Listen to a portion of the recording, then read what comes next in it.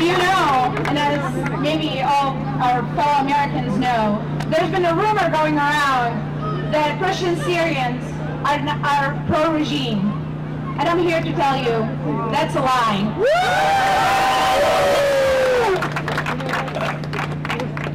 As you all know, some of you have lived for a big portion of your life in Syria, as I have, and we got along well.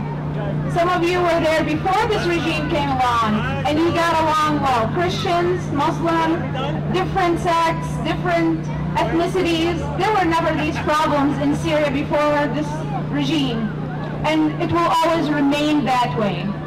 People getting along in Syria goes back in history to even before Christianity, before Islam, before anything.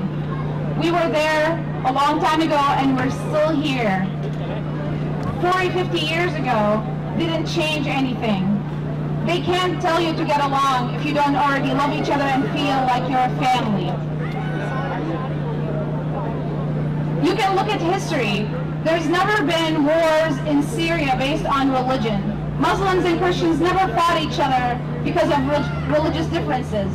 They fought their enemies together.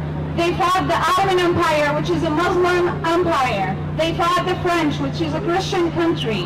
If they cared about religion, would Christian people be fighting France? Would Muslim people be fighting the Turks? No. So this regime doesn't tell you to get along. In fact, it's planting the seed of sectarianism among the people. And we shouldn't listen to them. We shouldn't let them do that. We're smarter than that.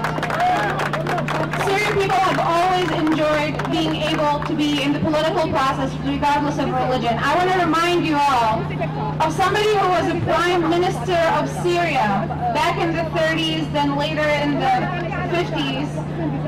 Somebody with the name Faris al-Khoury.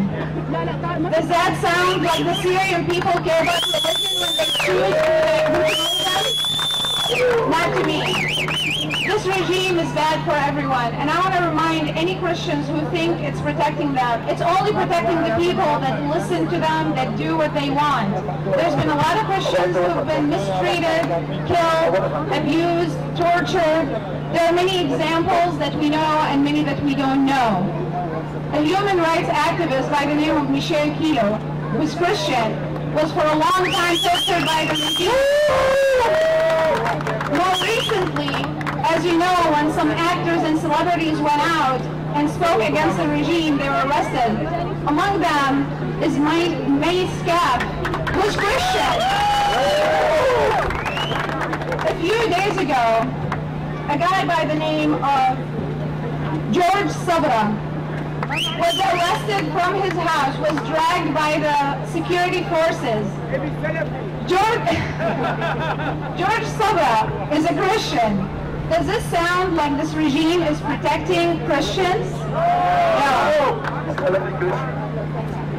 So I just want to remind you all that Christians or Muslims, what we are, is Syrian first.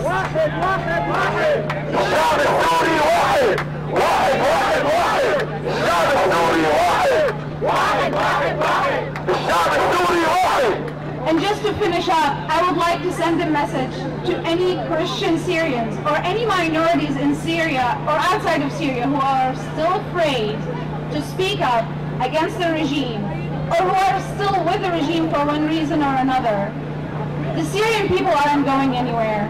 There is no such thing as forever for governments, but the people of Syria have been there for thousands of years and they will be there forever. So stick with your people. And if you're really religious, the Christian religion is all about peace and love, and the regime does neither. So go and take the right side.